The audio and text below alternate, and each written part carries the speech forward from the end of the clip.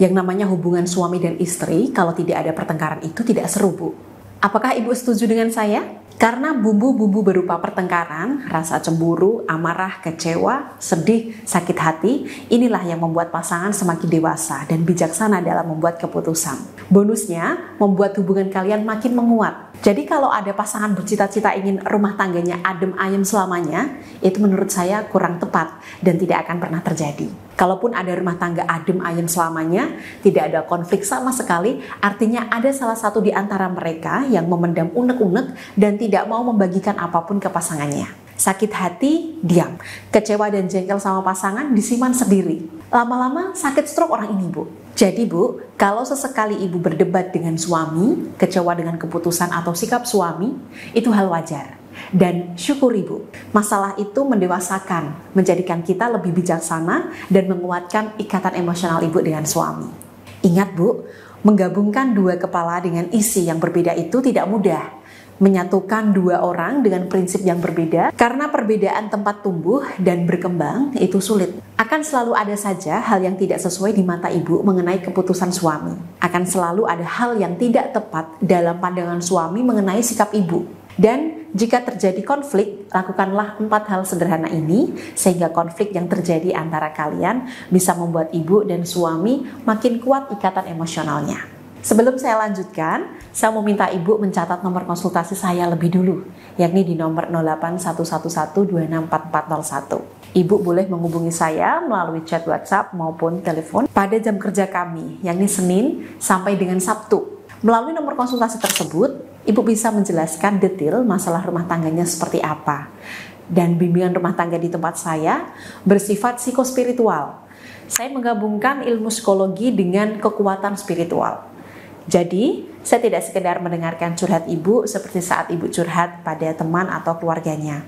Hal pertama yang saya lakukan adalah membantu membersihkan, menetralkan, dan menguatkan aura daya tarik Ibu. Medan energi di sekeliling tubuh Ibu, atau saya menyebutnya sebagai aura, ketika sudah bersih dan bermuatan energi positif, maka aura ini akan memiliki daya yang kuat untuk menarik beragam hal baik dalam diri Ibu. Dan hal baik yang ingin Ibu tarik ke dalam hidup Ibu ini bisa disetting atau saya menyebutnya sebagai hajat. Misalnya, Ibu ingin lebih mudah meluluhkan hati suami, mengunci fokus suami, membangkitkan syahwat suami hingga menarik orang-orang serta situasi yang bisa membantu mempercepat terkabulnya hajat Ibu.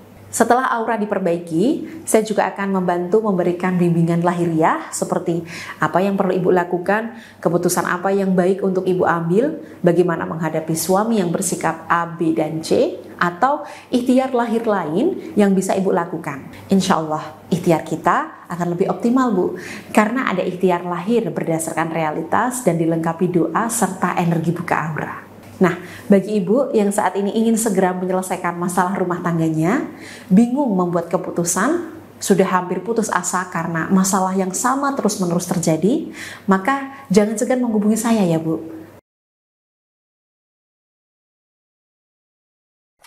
Sekarang kita lanjutkan. Hal pertama yang perlu Ibu lakukan pasca bertengkar dengan suami adalah tunjukkan rasa sesal terhadap kesalahan yang sudah Ibu buat. Jika memang pertengkaran itu terjadi karena salah Ibu, jangan malu untuk menunjukkan rasa sesal tersebut, baik melalui perkataan maupun raut muka Ibu di depan suami. Kedua, Ibu perlu bertanggung jawab atas kesalahan yang sudah Ibu perbuat. Tanggung jawab di sini berarti Ibu tidak menyalahkan keadaan atau kondisi, tidak menyalahkan orang lain, apalagi menyalahkan suami Ibu. Manusia itu kan tempatnya salah, wajar Ibu berbuat salah. Tapi bukan berarti karena peribahasa tersebut, Ibu menjadi leluasa untuk berbuat salah. Ibu tetap harus ambil kesempatan untuk menebus kesalahan. Yang ketiga, minta maaf ke suami secara langsung. Jangan lewat telepon atau chat. Harus bertemu, ngobrol langsung, dan berikan penjelasan. Kalau dia sudah terima permintaan maaf Ibu, lanjutkan dengan menebus kesalahan. Misalnya, Ibu ketahuan bonceng rekan kerja pria karena telat dijemput suami. Meskipun itu hanya rekan kerja, tapi ternyata itu menyakiti hati suami dan dianggap Ibu telah melewati batasan.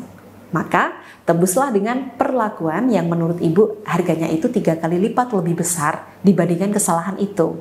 Yang keempat, jangan menjauh. Seringkali suami istri kalau bertengkar itu langsung saling menjauh. tidak mau dekat-dekat, bahkan ada suami yang minggat dari rumah. Nah, ini sikap kekanak-kanakan dan kurang bijaksana.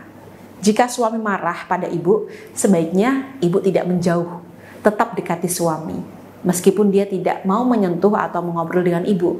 Karena kalau dijauhi, justru konflik itu akan makin melebar. Lalu bagaimana Mbak Meida? Kalau konflik ini sumber kesalahan utama ada pada suami, minta suaminya untuk bertanggung jawab atas kesalahan yang sudah diperbuat, Bu. Seperti itu ya, Bu. Semoga apa yang saya bagikan ini bermanfaat untuk Ibu dalam mengatasi konfliknya dengan suami.